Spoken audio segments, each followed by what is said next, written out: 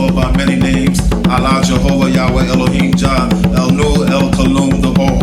And we give praise to the Creator, and we give praise for all you human beings who's down here on this planet so-called Earth, and to all the extraterrestrial beings in other planets and other places and other dimensions throughout our universe and universes. I greet all of y'all with the greeting words of peace. Ankhobia with On a Level on New Style Radio 98.7 FM. Just get on down and hit me. Bambaataa's getting so funky now, hit me. Yeah, just hit me. It's time to chase your dreams about the seats. Make your body sway, socialize. Get down, let your soul lead the way. Shake it now, go ladies. It's a living dream. Love, life, live. Come play the game. Our world is free. Do what you want for free.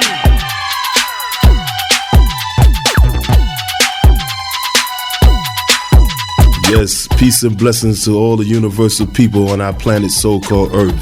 This is Afrika Bambaataa, the godfather of hip-hop culture last millennium, the Amun-Ra of universal hip-hop culture this millennium. Straight from the universal Zulu nation, where we don't funk around.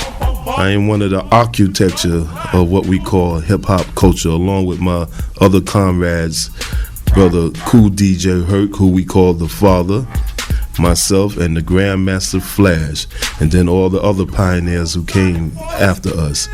And it started with my brother Lovebug Starsky, who used to do a lot of the disco parties back in the day, who was also one of my Black Spade Street Organization members, who gave this cliche the word called hip-hop.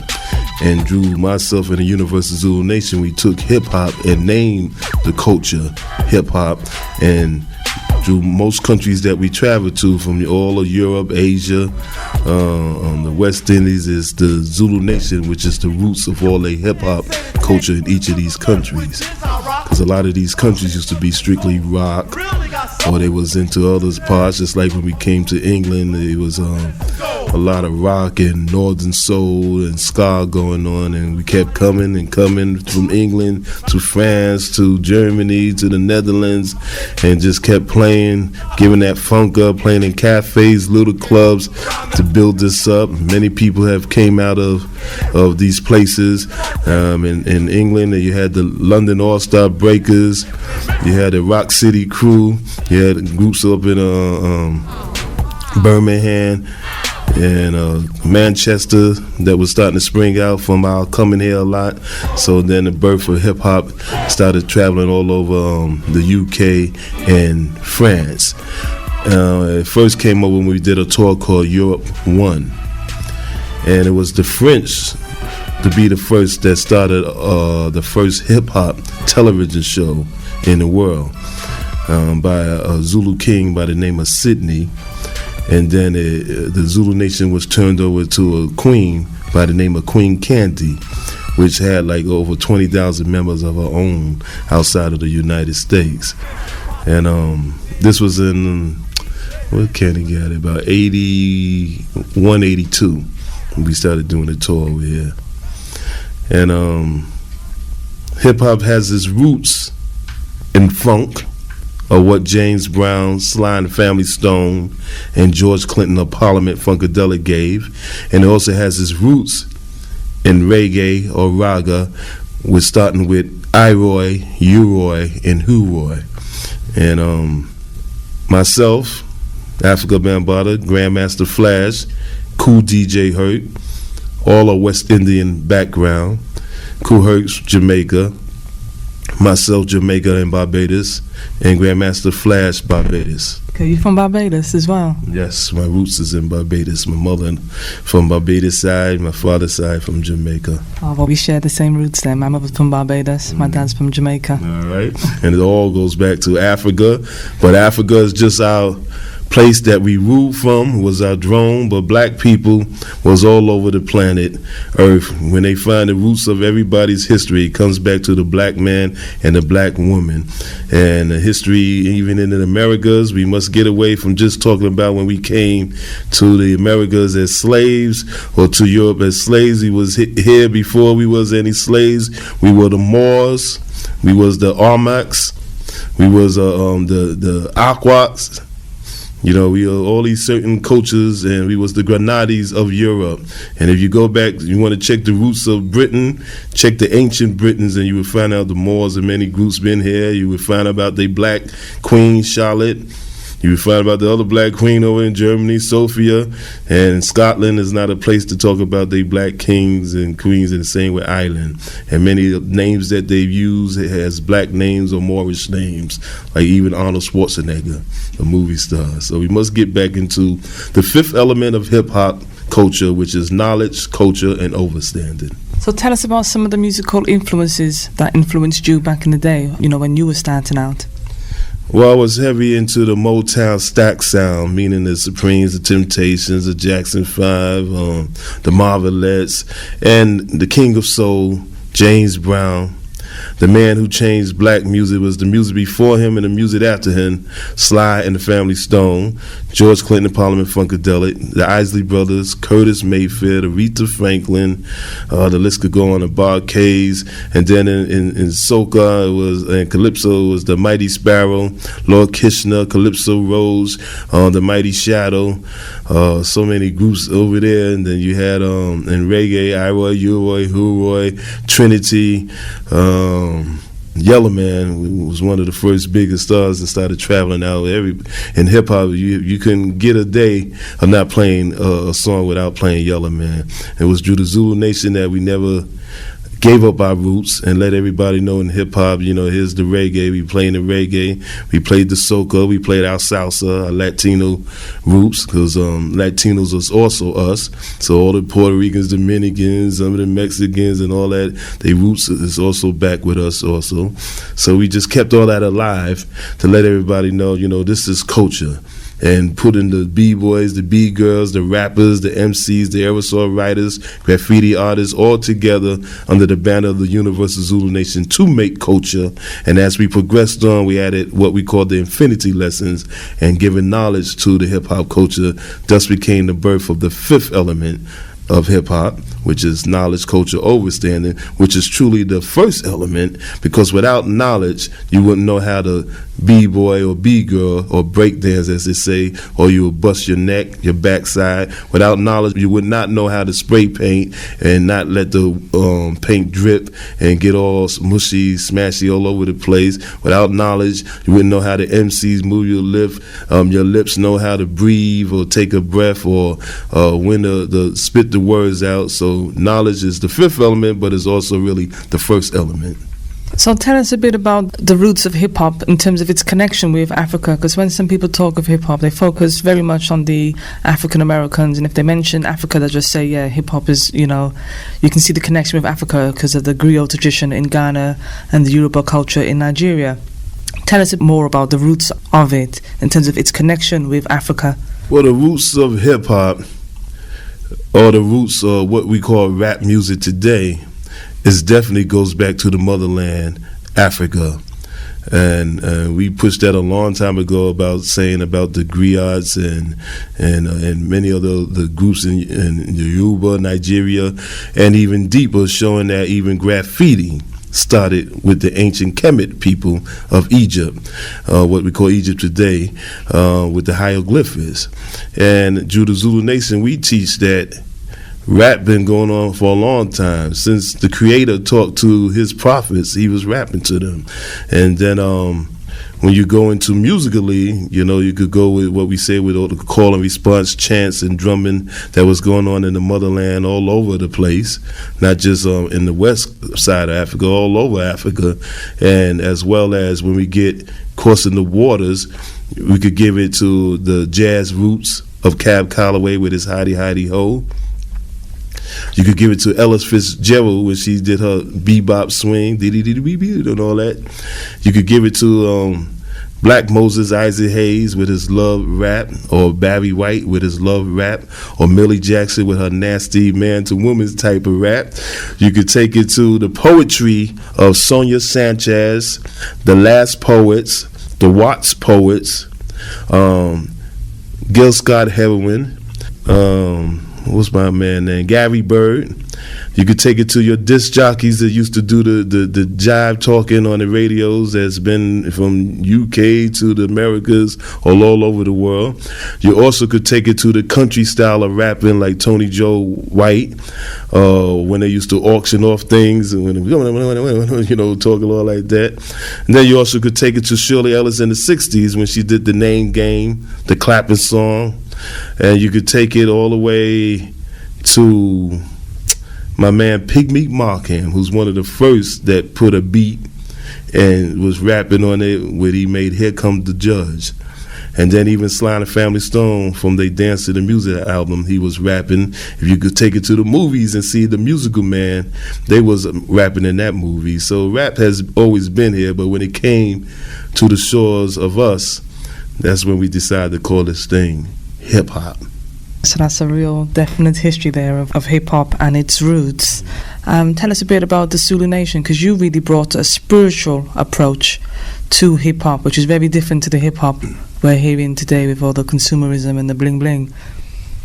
Well, the Universal Zulu Nation was started in the year of 1973 in the month of November, and that's why we pushing all over the planet.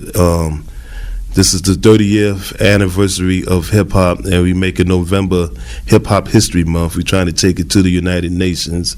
We just got a proclamation in New York for that. And this is the 31st year of the Universal Zulu Nation. And the Universal Zulu Nation is a large, huge organization of black, brown, yellow, red, and white people with different religious backgrounds, different ideologies, but we try to deal with factology. We try to deal with right knowledge, right wisdom, right overstanding, and sound right reasoning.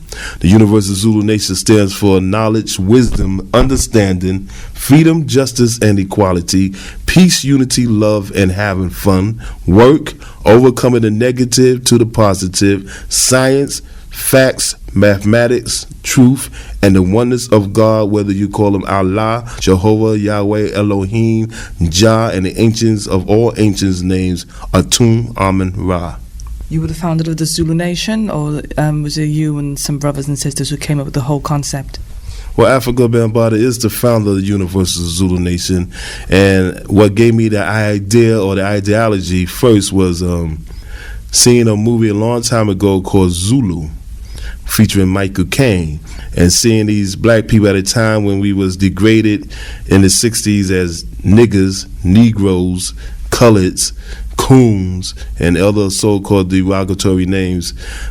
Seeing this movie gave a big inspiration to me to see the Africans tell the British, why do you come to the land of Zulu?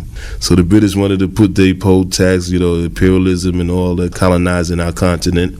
Everybody called, made fun of Africa, the dark continent. There's no knowledge, nothing came out of Africa, savages and heathen. So this movie stuck a big, inspiration in my heart. So I see the Zulus fought them viciously, but they let them live at the end because they fought them as warriors. So the Zulus decided to let them win when the British started singing their national song. Then suddenly the whole mountain was full of these black people just chanting at them, and they started getting nervous and quiet, and that was a strong feeling. And then the other movie, Zulu Dawn, they wiped them out as far as they could see them.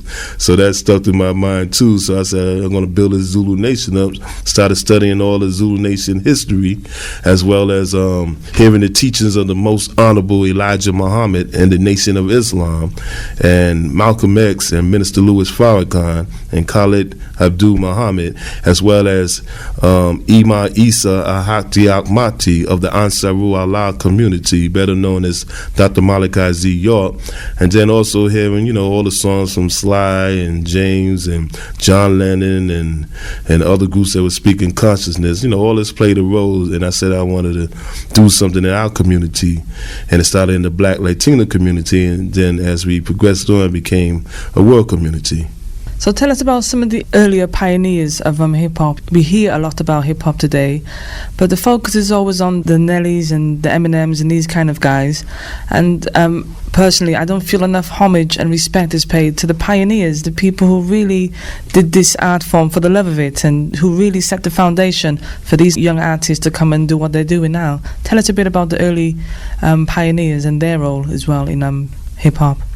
Well, there's a reason why many of these so-called hip-hop radio stations that do not play strictly hip-hop music, they play one side of hip-hop, which is a side of rap, which they prefer to keep playing gangster rap.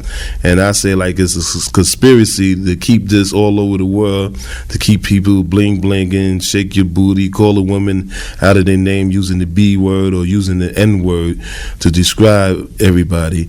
And that's to keep police in order that they could stay and lock people up, to keep courts happening, to keep you thinking negativity, hoping that you end up in jail. And so if you want to be a gangster rapper, you better have some gangster doctors to take care of your gangster ass. You want to be a gangster rapper, you better know about some agriculture or certain foods before you could take care of your body. You want to be a gangster rapper, do all the killing the niggas and bitches that you want to dog and kill, then you better have some gangster doctors to take care of you. So it's a conspiracy to keep this certain style of music keep playing, not have a balance of playing what we call true hip-hop music. Hip-hop music is the electro funk, it's the Miami bass, it's the Latin freestyle, it's also the ragga hip-hop, the soca hip-hop, there's the salsa hip-hop, there's international hip-hop. So and then you had a lot of these pioneers that they don't want to speak about, from the Cold Crush Brothers, the Treacherous Three, Spoonie G, Kumo D, the Funky Four, Plus One More, DJ Breakout, DJ Barron. You had Queen Lisa Lee, Shy Rock, Debbie Deb. You had a lot of female. A lot of them is trying to get away from the female part of hip hop. I give respect to the Vibe magazine that came out with the hip hop females edition that they made, the book. So there's a lot of things they keep hitting now because it's a thing that they want to keep certain things on the radio. Just like over here, you have a lot of black people started things in the UK.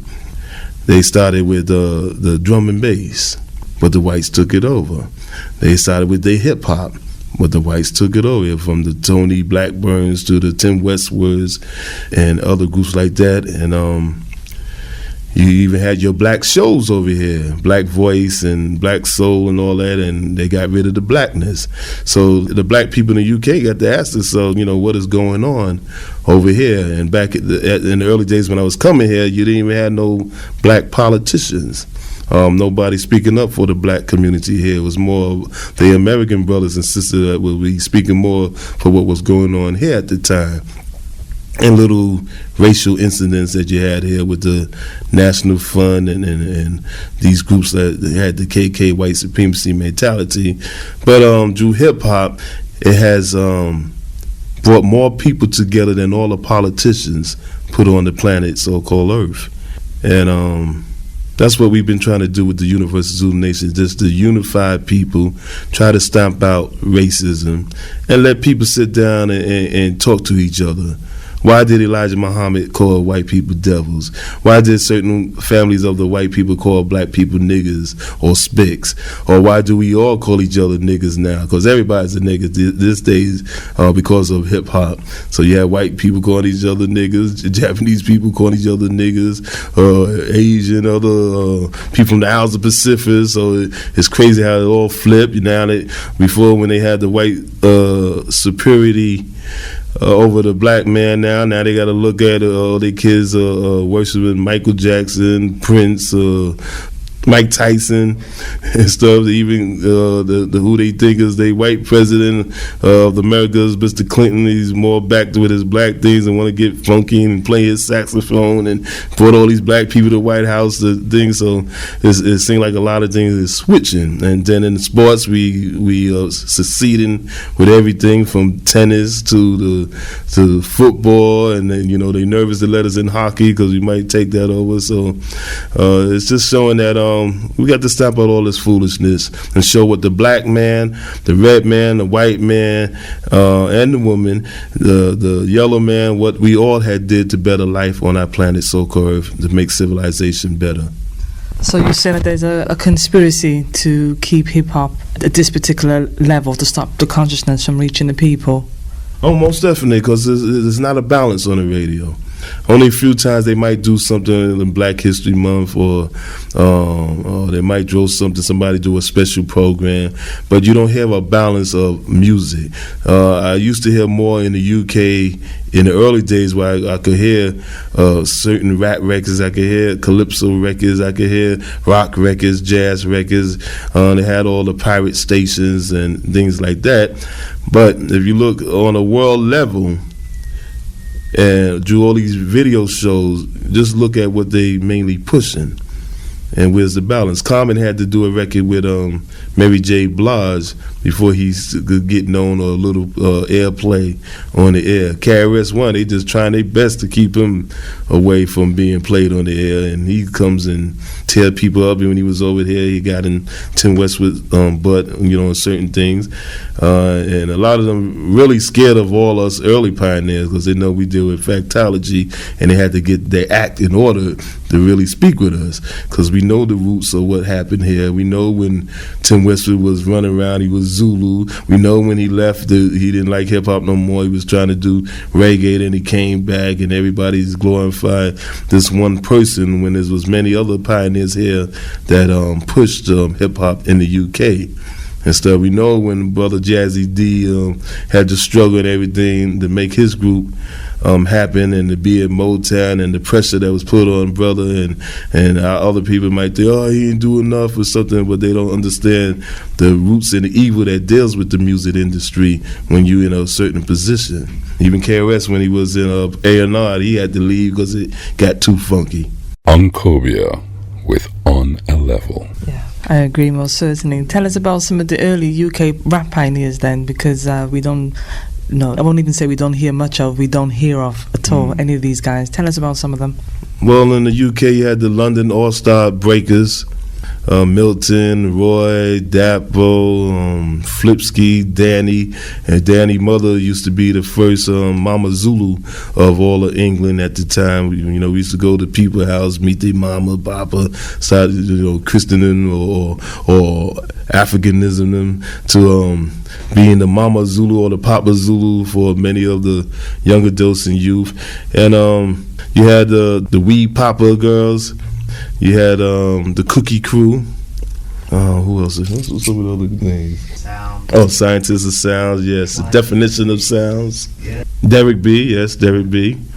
And stuff. And then Derek B, you need to speak to Derek B. Tell you some story if he's truthfully about these companies robbing. At the early days, I used to have a lot of problems about the male rappers. They was disrespected in a lot of these companies, and they would put the female black rappers on, and then you would have them at each other's necks, because they pushed more the female black rappers and didn't push the males, and then everybody was getting robbed and losing publishings and mechanical rights. So, there's a strong history that needs to be done on the early hip-hop pioneers of the UK. And even when we formed United Artists Against South Africa, when the apartheid was going on, and the UK did all together and did something to help against the apartheid system there. And a big highlight of my life was when I brought Winnie Mandela in the Brixton Academy, and Nelson when he came to the Wembley on stage, and that was serious. And also meeting the Honorable Minister Louis Farrakhan, was a serious time too. So there's a lot of deep roots in history in both continents, where somebody has to do a documentary on the early pioneers of hip-hop culture in the UK. Because although the hip-hop didn't take on super strong in the UK, hip-hop has progressed on in the drum and bass. So somebody had to deal with the fatology of where the drum and bass, or the jungle, the official word first, came from, and how it has slipped out our power and went to the industry now controlled by corporations. Then you also have garage as well, which is an offspring from drum and bass.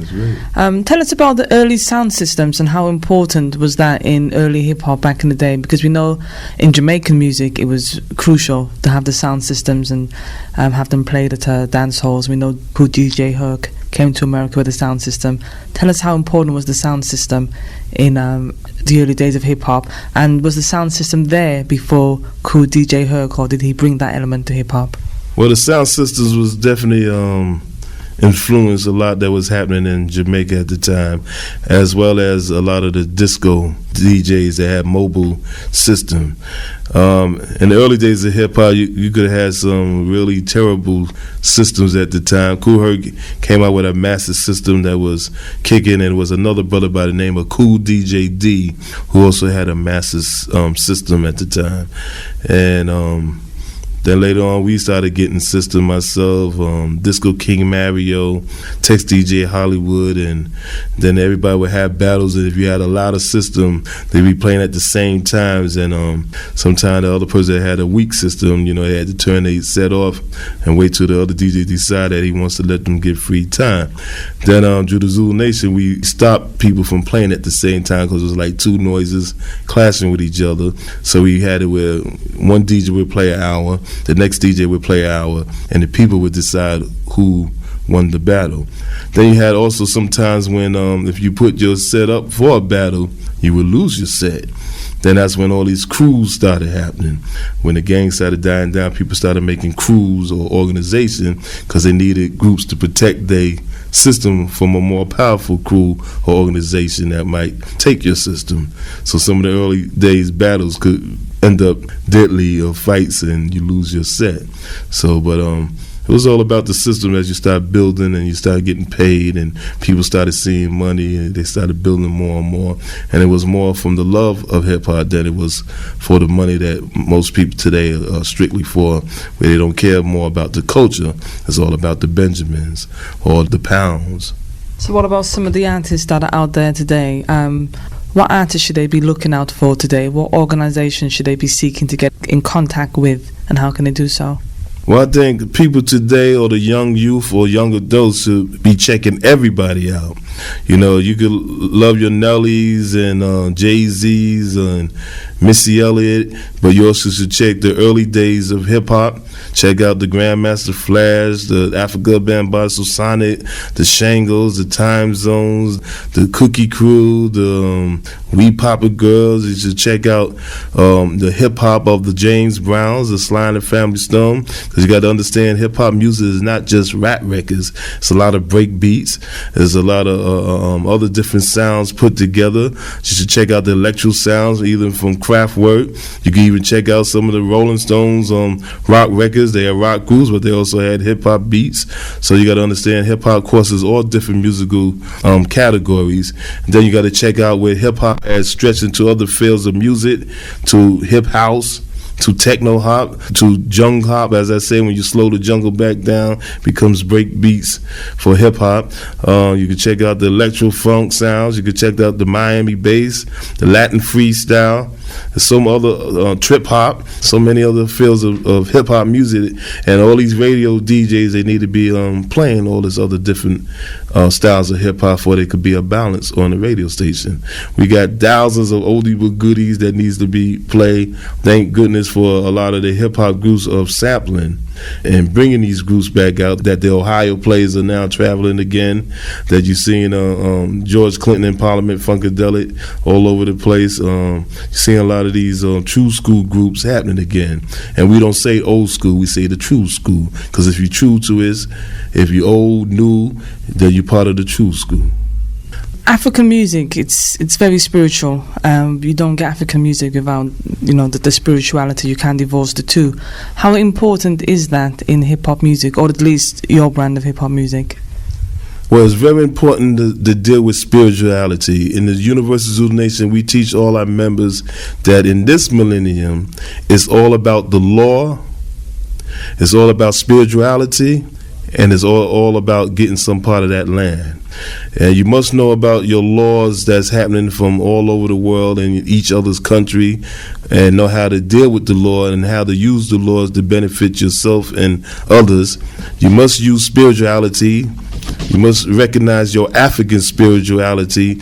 You know, we could be part of the major three religions, Christianity, Islam, Judaism, as well as Hindu and Buddhism. But we also must know where they all come from. When you walk around with your crosses, know that came from the Ankh. Know that the first Salat started in Kemet with Egypt when they put up the Ankh or worshiped Atum-Ra. The Egyptians was not worshiping no sun when they mentioned Ra. And when you study metaphysics, you would find out here for everything that you pertain to Jesus Christ, it deals with the sun itself. When you see the Ankh, it stands for is man and woman. It stands for the what we would say the vagina and the penis going into each other, giving you eternal life. Know that when you deal with all the god deities, and know about the goddesses, because if you have a god, then you're going to have a goddess. And know that when you try to comprehend who is the supreme force, you just don't deal with that. You know, when the supreme force is ready to let him, her, or it be known, it will let you know. Just know that through nature, you see God. You see that sun, the moon, the stars, you see the supreme force. Don't get all caught up with this satanic or Satan crap and stuff. That Satan ain't got no stronghold on you. You know, people got to look in religion and look with right knowledge, right wisdom, right understanding. Know that the Bible is many codes and mixed with the zodiac, the polak, and the constellation. Know that there's 100,000 convictions in the book itself. Know that you got to go back to one of the first book. Is the book Coming Forth by Day, what they better known as the Book of the Dead. Know that don't get caught up in all these allegory stories when you're talking about Adam and Eve, had Cain and Abel, and one son slew the other son. You telling me that the other son said, yo, Papa, Mama look good. Let's dog Mama out and have all these bunch of kids on the planet. No, you got to understand that there was other people here before Adam and Eve was thought about. And if that was the case, where he went and found a wife, she just popped out in another place called Nod, or it's not a place where you go to sleep at. So you know, you got to look at the book more carefully, because if you look at Genesis, you will see everybody was just freaky deaky in the book of Genesis, and was dogging each other and having sex with each other. And you know, today with scientifically, if you was to do that, you have some retarded kids coming out. So who put that stuff in the book? And know when you say on the first day God did this, and they say on the second day God did that, and it goes all the way to the seventh day, you got to ask yourself, who's the third party that seen what God did? Because you know where the book God said I did this and stuff. So you know, we got to look at things with sound right reasoning, and people have got away for that. That's why spirituality is much, but you must deal with factology. We don't want no more beliefs. Beliefs need to be put out the door. We want the facts. Don't tell me when I die my butt is going to some place in the sky, then when I die my butt don't get there and stuff. You know, don't tell me when I get to heaven we're gonna have maidens feeding us food and all white and milk and honey, when we know milk and honey make you go to the bathroom. So we must be dealing with reality and deal with factology and get back to ancient studies of African religion, as Fela Kuti said. And also we must get back into our universe and know that we are not alone in our universe. It's silly that people to say that you really believe that there's other life out there. You say, well, we out there. Where you think the planet Earth is? It's sitting in space. I see a lot in the UK, a lot of people have been getting away from culture. Black people, they must get back and know their roots of the West Indian art and music of what we brought over here in the UK. You must go back and check out your ancient roots of the ancient Britons, the Moors, all over this Europe, and the Grenadines and stuff. So my black brothers and sisters, it's wake up time. and it's nation time. It's time to build, and it's time to organize. You can't do nothing unless you are organized with unifications. If you want to educate that mind and get that brain in order, that third eye, come to www.zulunation.com. And if you go to the Zulu Nation website and look on the books for the mind, there's a number of books there. Every book will shape your head up and make you want to research more and more. Reasoning Empowerment for the Community with Ankhobia on 98.7 New Style Radio.